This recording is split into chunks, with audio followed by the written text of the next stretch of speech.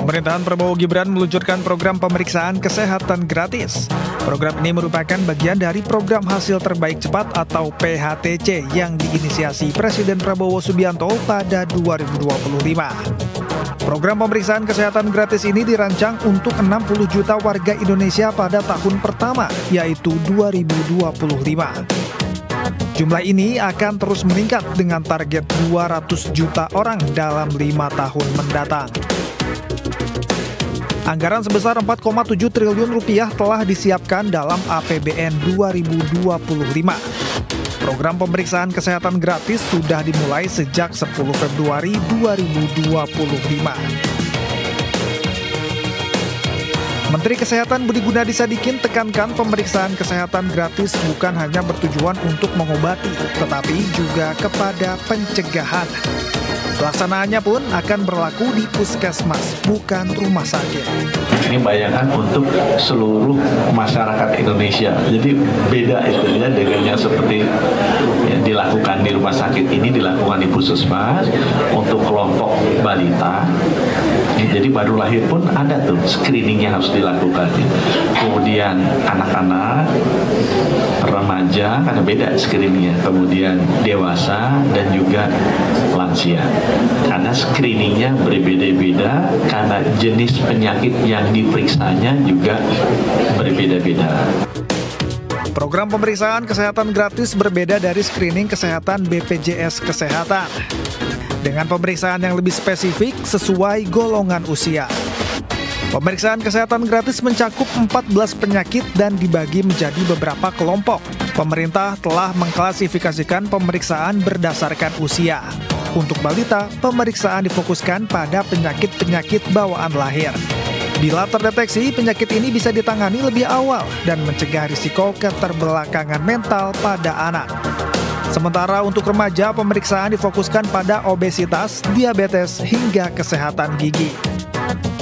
Sementara untuk usia dewasa, pemeriksaan berfokus pada deteksi dini kanker seperti kanker payudara, leher rahim, paru, dan usus besar. Penyakit hipertensi juga menjadi salah satu perhatian pemerintah.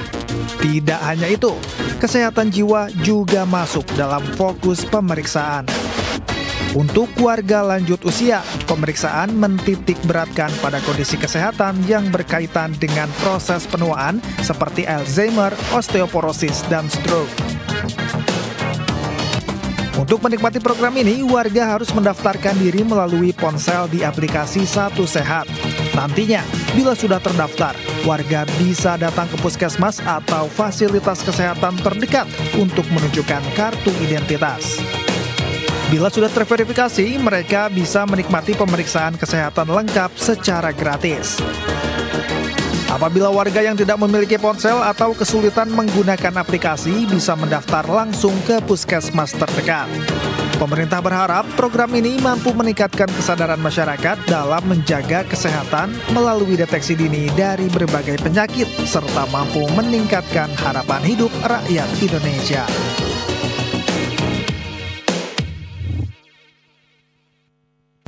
Masih bersama kami di program di mana kita akan mengulas nawacita 1 tahun pemerintahan Prabowo Gibran. Dan satu hal yang juga disampaikan kepada publik oleh Presiden Prabowo Subianto adalah meningkatkan kesehatan masyarakat. Di Kementerian Kesehatan yang juga disampaikan ada pencapaian yang diulas dan juga diumumkan kepada publik.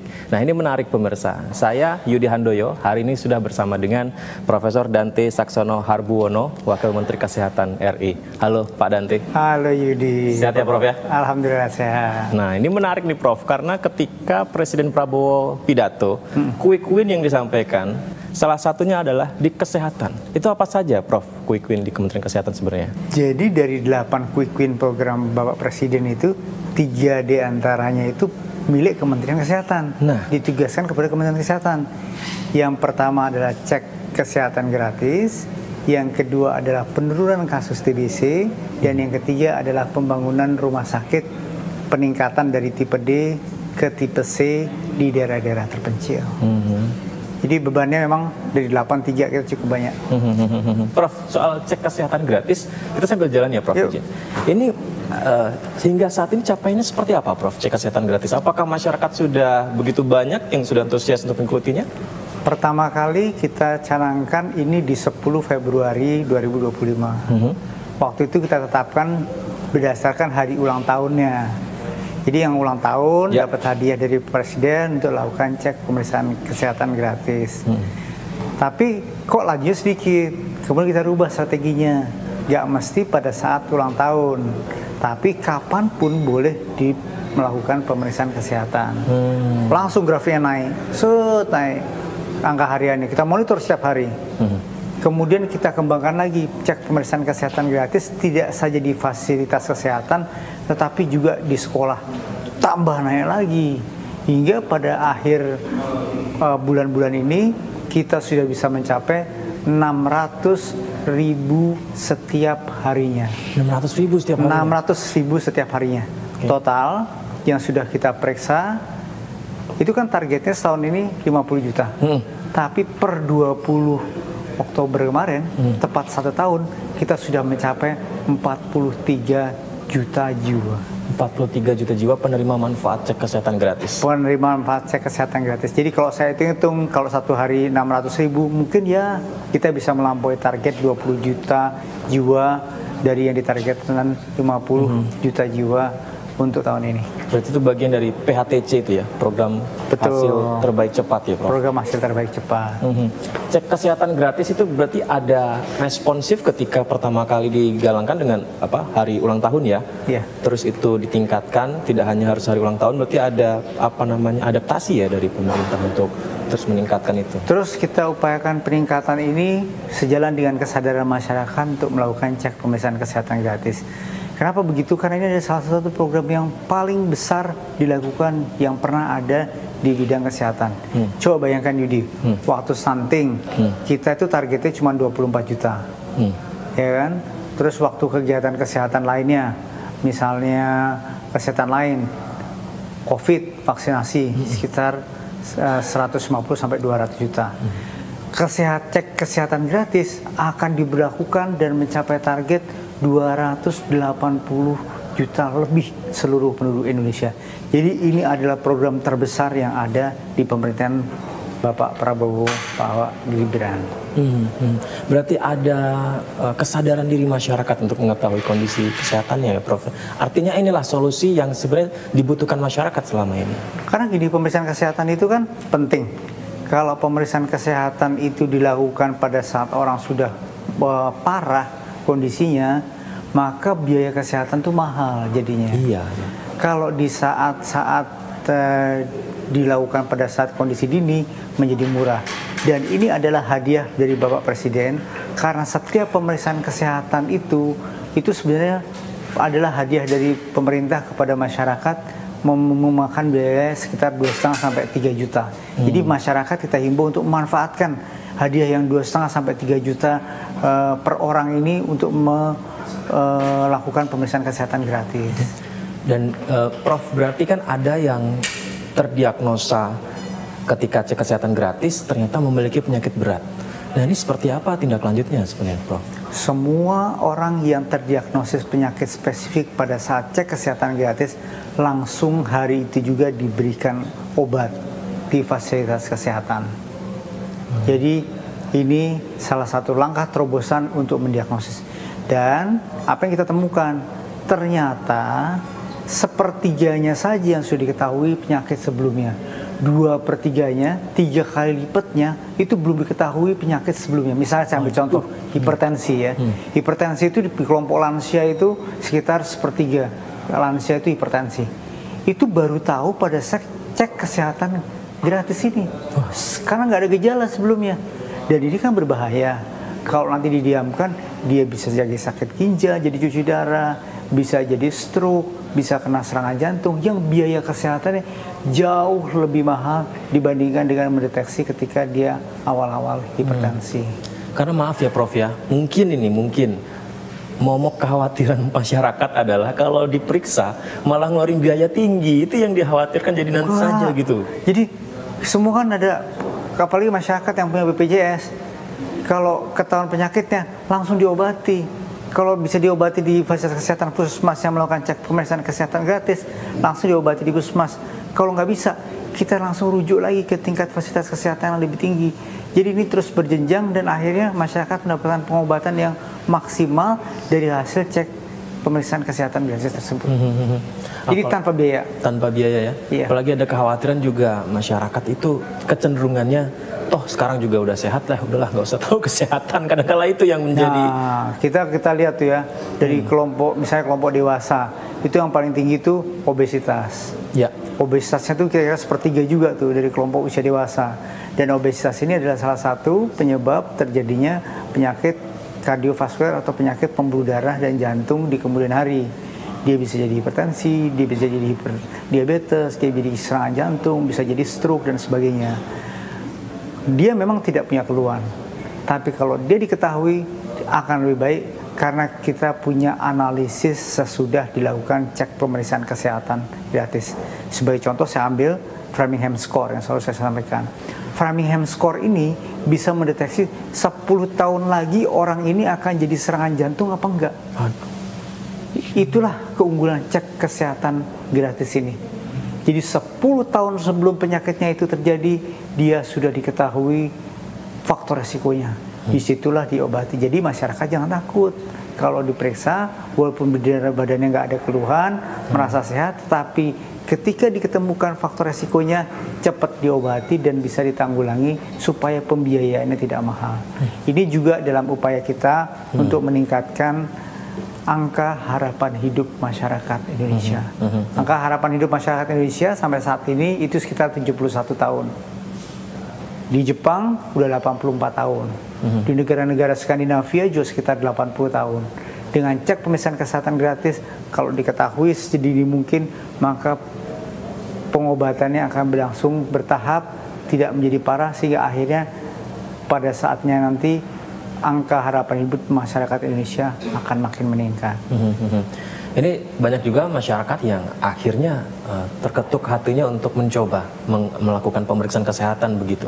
Nah, bagaimana langkahnya, Prof? Nanti ketika masyarakat ingin mencoba itu? Paling gampang datang ke puskesmas. Puskesmas di mana saja, langsung daftar dicek pemeriksaan kesehatan gratis. Gitu. Atau daftarkan melalui kanal-kanal elektronik juga bisa. Di kanal-kanal elektronik juga bisa, di Satu Sehat juga bisa.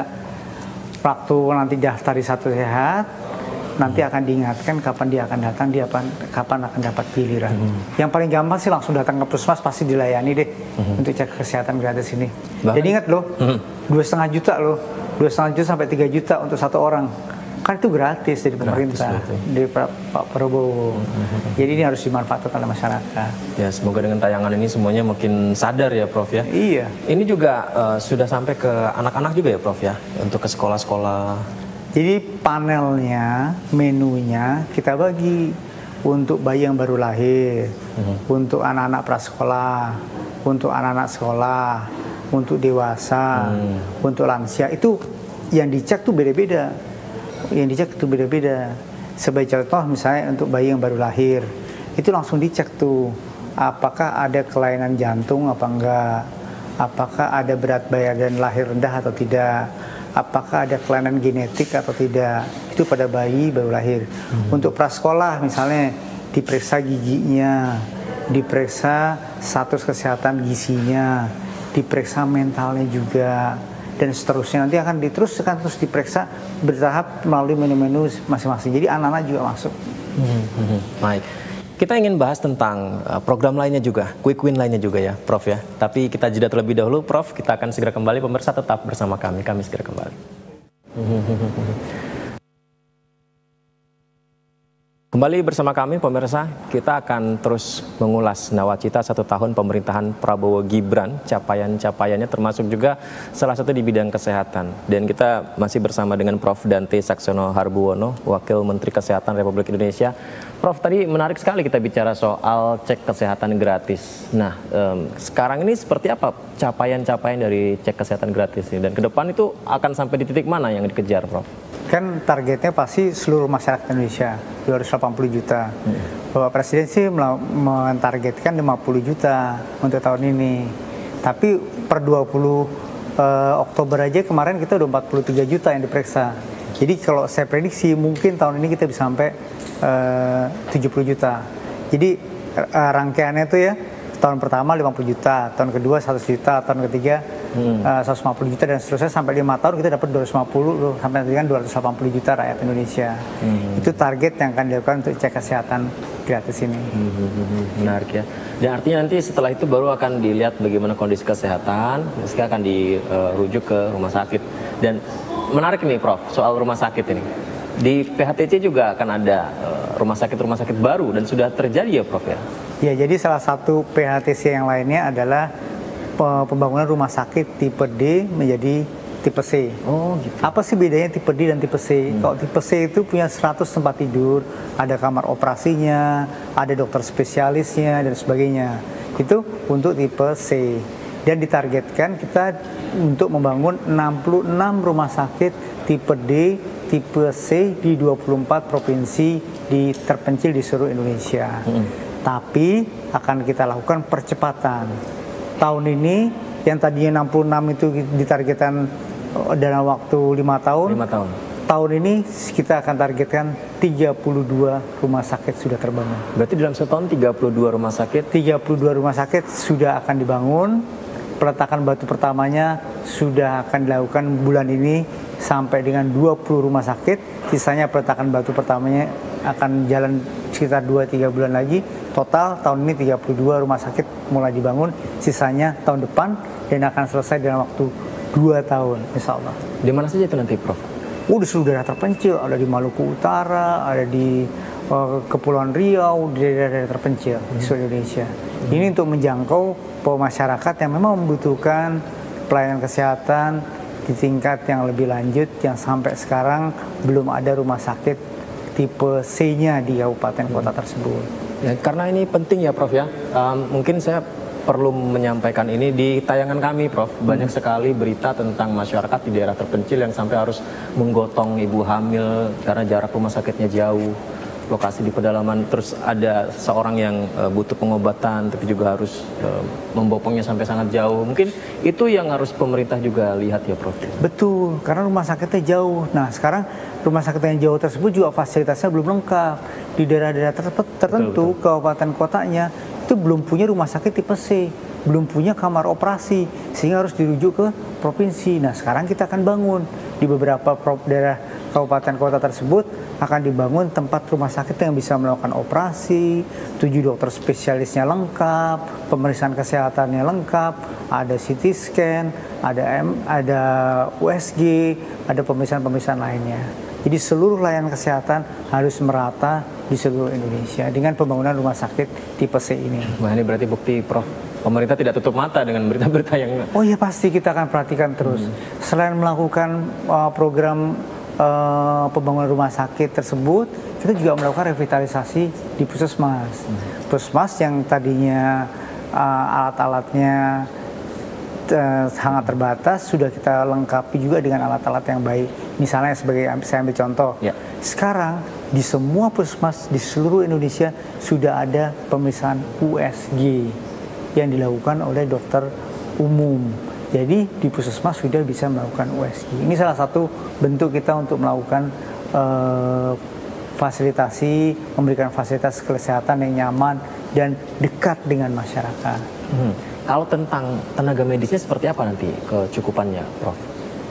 Jadi di perencanaannya itu dilakukan secara komprehensif. Di rumah sakit yang dibangun 66 titik tadi, selain bentuk fisiknya, juga tenaga medisnya, manajemennya, kemudian operasionalnya, perawatnya, dokternya, dokter spesialisnya, alat-alatnya, semua kita cukupi dan merupakan satu kesatuan yang kita rencanakan. Ada tidak sih yang menjadi kendala Prof dalam membangun ini? Karena kan juga selain isu tenaga medis ini, ada isu kesenjangan antar dokter-dokter di rumah sakit yang juga perlu untuk diperhatikan. Tapi pemerintah mencoba untuk membangun tambahan rumah sakitnya. Jadi kendala tidak Prof? Sebenarnya nggak ada kendala secara teknis karena pembangunan rumah sakit ini bukan merupakan yang hal sulit yang membuat yang kita lakukan. Jadi sama sekali nggak ada kendala. Insya Allah kalau semua berjalan lancar, semua dengan baik dikerjakan, kerjasama antara pemerintah pusat dan pemerintah daerah itu smooth, semuanya akan lancar. Dan akan terbangun 66 rumah sakit tipe C di tempat-tempat yang belum pernah ada rumah sakitnya di Indonesia. Tadi juga ternyata ada ini ya, revitalisasi ya untuk alat-alat medis yang juga akan diperbarui. Tentang keluhan masyarakat adanya rumah sakit yang memang masih kurang dari segi peralatan seperti itu, apakah juga akan jadi perhatian dari pemerintah? Jadi kita menggolongkan rumah sakit itu menjadi rumah sakit paripurna, utama, madya, dan dasar. Oke. Ya. Nah, yang paripurna itu rumah sakit skupnya nasional. Di beberapa regional tuh ada rumah sakit paripurna yang semua fasilitasnya lengkap untuk semua bidang pelayanan kesehatan. Terus ada rumah sakit utama. Rumah sakit utama itu ada di ibu kota provinsi. Itu akan kita lengkapi semuanya dengan MRI, akan kita lengkapi dengan CT scan, kita lengkapi dengan pemeriksaan canggih-canggih lainnya. Kalau di paripurna bahkan beberapa diantaranya kita akan kita beli alat robotik operasi misalnya. Itu akan kita lengkapi di paripurna. Terus kemudian rumah sakit utama tadi di tingkat provinsi, madya di tingkat kabupaten. Di tingkat kabupaten akan kita lengkapi dengan CT scan, akan kita lengkapi mamografi untuk pemeriksaan payudara akan kita lengkapi, kamar OK, cath lab akan kita lengkapi. Sedangkan di rumah sakit utama tadi yang tingkat provinsi bukan hanya cath lab, tapi bedah jantung terbuka, bypass itu harus bisa dikerjakan di rumah sakit utama. Itu yang kita lakukan supaya pemerataan pelayanan kesehatan ini bisa dirasakan oleh masyarakat dalam waktu yang singkat. Pemerataan pelayanan kesehatan itu juga sangat-sangat dibutuhkan oleh masyarakat ya dok ya. Karena terkadang ketika masyarakat mencoba berobat dengan kondisi begitu ramainya pasien, ini juga kadang tidak mendapat maksimal dari pelayanan kesehatan itu, Prof. Nah, kita melakukan terus evaluasi, baik sisi manajemen, perlengkapan maupun sisi manajemen. Dan sisi manajemen inilah yang nanti akan menjawab bagaimana pemeriksaan itu dilakukan dengan lebih terintegrasi, lebih mudah, lebih nyaman, dan sebagainya. Bahkan ya, di pemeriksaan pendaftarannya saja sekarang sudah bisa dilakukan secara online. Pendaftaran untuk jadi masyarakat tidak perlu ngantri dari pagi ambil nomor dan sebagainya. Sekarang sudah di rumah sakit vertikal pemerintah di Kemenkes itu sudah bisa melakukan pendaftaran melalui online, sehingga begitu datang dia tahu dia kapan harus datang. Dia nggak perlu datang dari jam 6 pagi, jam 5 pagi. Dia dapat giliran jam 10 pagi, dia datang jam 10 pagi. Dan jam 12 pagi dia dapat datang jam 12. Jadi tidak perlu ngantri karena sudah terregistrasi dalam pendaftaran online tersebut. Dengan adanya rumah sakit baru nantinya berarti sebenarnya ini membuktikan negara kita mampu ya Prof untuk bisa memenuhi kebutuhan kesehatan masyarakat ya. Saya mendapatkan data bahwa 1 dari 1.000 rumah tangga di Indonesia pernah melakukan medical check up di luar negeri. Ya. Ini ternyata menggerus cadangan devisa sekitar 200 triliun rupiah setiap tahun. Setelah kita lihat ternyata bukan soal kecanggihannya, tapi kadang-kadang soal hospitality-nya, keramah tamahan pelayanan kesehatannya. Bahkan ada yang mengatakan lebih murah di tempat di luar negeri. Dan ada juga kadang-kadang juga yang sekalian jalan-jalan kemudian mereka lakukan pemeriksaan. Nah, ini akan kita benahi dengan pemerataan fasilitas kesehatan, dengan manajemen yang kita perbaiki, dengan keramah tamahan pelayanan rumah sakit yang kita benahi, maka kita harapkan pemeriksaan yang tadinya berobat ke luar negeri bisa cukup berobat ke dalam negeri. Karena kalau soal kualitas dokter kita tidak kalah pintarnya dengan dokter-dokter di negara-negara tetangga kita. Nah, itu yang menarik. Kecenderungannya apakah memilih ke luar negeri itu karena kualitas di sana lebih baik dari negara kita, atau sebenarnya apa ya? Saya juga selain sebagai wakil Menteri Kesehatan juga sebagai dokter yang masih berpraktek, dan saya bisa menjamin bahwa kualitas dokter Indonesia sama baiknya, bahkan beberapa di antaranya lebih baik dibandingkan dengan dokter yang ada di Singapura, Malaysia, Thailand, Korea, dan sebagainya. Kalau jumlah kecukupan dokter spesialis kita misalnya, apakah itu sudah cukup ideal dok sebenarnya? Ada beberapa tempat yang memang belum mempunyai dokter spesialis yang cukup. Iya, dok. Nanti akan ada program pengentasan supaya dokter spesialis ini cukup, supaya kita tambah kuotanya untuk program pendidikan dokter spesialis ini supaya cukup di beberapa tempat di daerah. Insentif untuk dokter spesialis juga kita akan perbaiki, sehingga dokter spesialis ini mau berpraktek di tempat-tempat daerah terpencil. Tidak saja ini program dilakukan oleh pemerintah pusat, tetapi juga kerjasama dengan pemerintah daerah. Misalnya, daerah memberikan insentif bagi dokter spesialis yang mau bekerja di daerahnya, ditambah lagi selain insentif itu juga ada perumahan, ada kendaraan, kemudian ada tambahan dia bisa mendapatkan insentif dari BPJS, sehingga akhirnya secara total dokter-dokter spesialis yang berpraktek di daerah terpencil sama pendapatannya dengan yang ada di kota besar. Harapannya begitu. Iya. Akhirnya kita juga berharap ada upaya maksimal dari pembangunan rumah sakit ini. Kalau dari sisi sebarannya sendiri dokter, berarti nanti dari Sabang sampai Merauke? Sabang sampai Merauke kita sapu bersih, karena kita semua tahu data di mana belum ada kabupaten kota yang tidak mempunyai rumah sakit tipe C.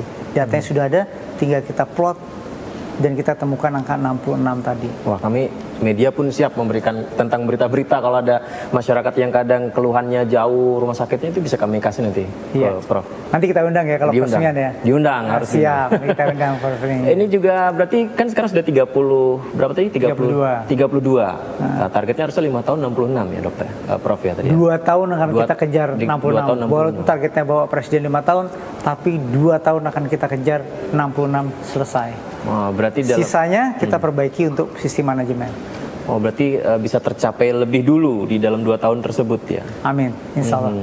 Tapi tidak menafikan untuk melihat dari bagaimana evaluasi dari rumah sakit yang sudah ada gitu, Prof ya? Oh ya, jadi nanti ada rumah sakit pengampunya sebelum dia menjadi rumah sakit yang berdiri secara mandiri. Pengampunya itu yang melakukan evaluasi dari rumah sakit itu dari sisi manajemen, dari sisi pelayanannya. Kalau belum cukup dokternya nanti akan didatangkan dokter dari rumah sakit yang sudah ada sebelumnya. Wah, saya sampai merinding, Prof. Semoga saja benar-benar jadi solusi ya untuk kesehatan masyarakat. Sering, maaf ya Prof ya, banyak yang masyarakat mengeluhkan tentang pelayanan ke rumah sakit segala macam. Dengan yang Prof sampaikan ini kan seperti sebuah jawaban dari keluhan-keluhan masyarakat tersebut ya, Prof ya sebenarnya. Baik, termasuk juga tentang program hasil terbaik cepat lainnya, Prof. Ini tentang TBC ya berikutnya ya. Itu seperti apa, Prof, kalau penanggulangannya, Prof? Jadi ingin saya sampaikan Yudi bahwa TBC yang ada di Indonesia ini sekarang peringkat kedua sesudah India. Dari estimasi WHO, angka TBC kita sekitar 1.090.000 penderita TBC di seluruh Indonesia. Hal pertama yang harus kita lakukan untuk menurunkan angka tuberkulosis yang targetnya dalam waktu 5 tahun diturunkan sebanyak 50%, maka harus dilakukan notifikasi atau diagnosis.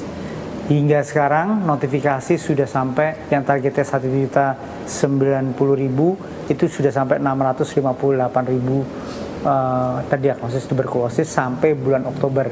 Mudah-mudahan kita bisa kejar, tahun depan kita bisa sampai 900.000, bahkan kalau perlu kita sampai 100%, 1.090.000 ini sudah akan terdiagnosis. Dari pemeriksaan yang kita lakukan dengan program cek kesehatan gratis, sudah 20 juta orang diperiksa berdasarkan atas gejalanya untuk diagnosis tuberkulosis. Dari 20 juta tersebut ada 388 sudah terdiagnosis melalui screening yang kita lakukan. Dan 17.000 diantaranya sudah terdiagnosis hanya dengan cek kesehatan gratis. Itu satu pintu saja. Cek kesehatan gratis sudah bisa mendeteksi 17.000 lebih penderita tuberkulosis. Maaf saya potong, yang terdeteksi di cek kesehatan gratis tentang TBC tadi apakah keluhannya itu atau mereka tidak tahu, Prof, sebenarnya? Sebelumnya mereka nggak tahu. Malah nggak tahu ya? Nggak tahu mereka, karena kadang-kadang dianggapnya batuk-batuk ringan, demam-demam ringan, tapi lebih dari 2 minggu. Kemudian setelah dideteksi dengan screening cek kesehatan gratis, kita lakukan pemeriksaan tambahan, ada yang diperiksa dahaknya, ada yang difoto rongsen dan sebagainya. Itu baru kita ketahui ada 17.000 yang menderita TBC pada cek kesehatan gratis itu. Itu baru satu pintu. Pintu lainnya adalah dengan melakukan evaluasi kontak erat. Kontak erat itu di keluarga yang sudah menderita penyakit TBC. Itu kita screening juga. Terus yang kedua ada dengan melakukan active case finding. Active case finding ini menemukan kasus aktif yang tidak terdiagnosis. Kita sudah melakukan screening di 530 lapas seluruh Indonesia.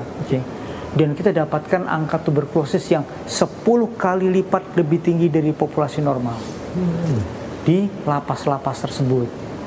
Jadi 10 kali lipat. 10 kali lipat lebih tinggi resikonya di lapas dibandingkan dengan populasi normal. Kita identifikasi. Dan sekarang yang sedang jadi pilot project adalah one stop service untuk penanganan dan diagnosis tuberkulosis, yaitu dengan melakukan cek kesehatan gratis, foto ronsen langsung, periksa dahak, dan diobati. Ada 8 tempat site yang sedang menjalani pilot project, dan mudah-mudahan ini akan jadi contoh dan kita replikasi untuk tempat-tempat lainnya. Ini soal TBC ini akan panjang nih kalau bicara kita nih, Prof. Berarti kita peringkat 2 di dunia. Ya. Itu udah lama kan ya? Saya juga dari dulu tuh udah sering mendengar itu, tapi ternyata sekarang berarti belum ada pergerakan ya, Prof.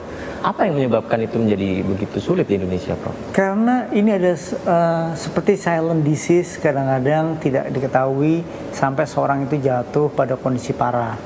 Dan kalau sekarang didiagnos tertular tuberkulosis, nggak langsung besoknya jadi tuberkulosis.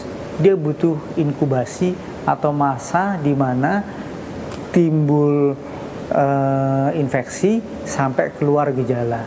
Itu butuh waktu sampai 6 bulan. Jadi nggak ketahuan tuh yang itu. Biasanya di umpel-umpelan misalnya di kendaraan ada yang batuk. Itu seluruh orang yang ada di kendaraan umum itu bisa tertular. Tapi dia nggak tahu kapan dia tertular. Nah itu menjadi masalah, dan mengapa penyakit TBC ini sulit diatasi karena waktu penularannya yang panjang dan tidak diketahui sebabnya. Tapi dengan melakukan active case finding, kita aktif melakukan pemeriksaan pada orang-orang semua masyarakat di Indonesia, maka kita bisa mendeteksi ini dengan lebih kuat dan lebih agresif lagi di masa yang akan datang. MBG dan MBG, kemudian mensupport MBG, kemudian juga nanti akan melakukan secara tindak lanjut SDM organisasi eksternal. Sedangkan saya ditugasi untuk melakukan evaluasi rumah sakit, kemudian penyakit tidak menular, kemudian SDM internal dan pembiayaan serta administrasi keuangan di Kementerian Kesehatan. Termasuk tadi yang sudah kita ulas panjang lebar, cek kesehatan gratis. Cek kesehatan gratis juga masuk di tempat saya. Masuk dengan Prof Dante. Ya.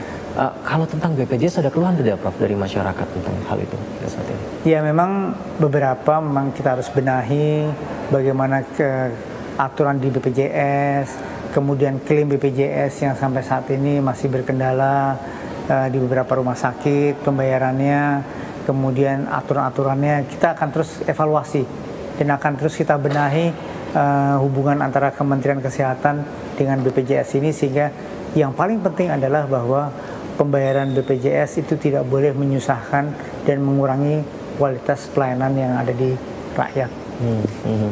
Apa yang disampaikan Pak Menteri pada Prof Dante dan jajaran kementerian lainnya, wakil menteri lainnya untuk bisa meningkatkan khususnya dari sisi kesehatan ini, Prof?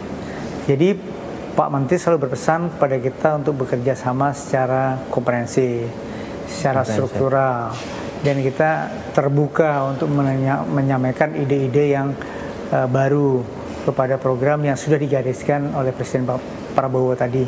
Tadi sudah saya sampaikan, sekarang tidak ada lagi visi dan misi kementerian. Visi dan misi kementerian udah nggak ada lagi? Sudah tidak ada lagi. Yang ada adalah visi visi dan misi dari Presiden Prabowo. Itu yang harus kita jalankan di Kementerian Kesehatan. Berarti Prof Dante juga selalu ke masyarakat ya untuk bisa melihat apa kebutuhan masyarakat sebenarnya. Belanja masalah itu hanya bisa dilakukan dengan langsung terjun ke masyarakat. Saya selalu memberi jadwal 2-3 hari terjun setiap minggunya untuk terjun langsung ke masyarakat. Baik terjun langsung ke masyarakat di daerah perifer maupun terjun langsung ke tempat-tempat yang memang bisa kita lakukan evaluasinya, ke rumah sakit, modernisasi pelayanan dan sebagainya. Jadi belanja masalah tidak hanya di dalam proses dalam pekerjaan administrasi gedung, tetapi juga ke luar gedung. Termasuk juga tentang cek kesehatan gratis, kemudian tentang pelayanan rumah sakit, tadi yang disampaikan juga bagaimana kebutuhan dokter spesialis mungkin Prof, yang juga harus dipenuhi masyarakat Indonesia dari Sabang sampai Merauke tentu harus merata dan mendapatkan pelayanan dari kesehatan. Betul. Termasuk juga MBG juga ya Prof ya? Iya, MBG kita support terus, MBG. Ini bagian dari nanti Dr. Benny yang akan menjelaskan tentang MBG. Baik. Terima kasih banyak Prof Dante atas waktunya. Izin nanti kalau misalnya membutuhkan informasi tambahan tentang keluhan masyarakat untuk kesehatan, Sindo News siap untuk memberikan mensupport. Iya, very welcome. Oke, Prof terima kasih atas waktunya. Nanti kita bisa ngobrol lagi berbincang ini. Terima kasih banyak Prof Dante. Demikian perbincangan kita eksklusif bersama dengan Prof Dante Saxono Harbuono pemirsa. Jangan kemana-mana, kami akan segera kembali dengan beragam tayangan menarik lainnya. Sampai jumpa.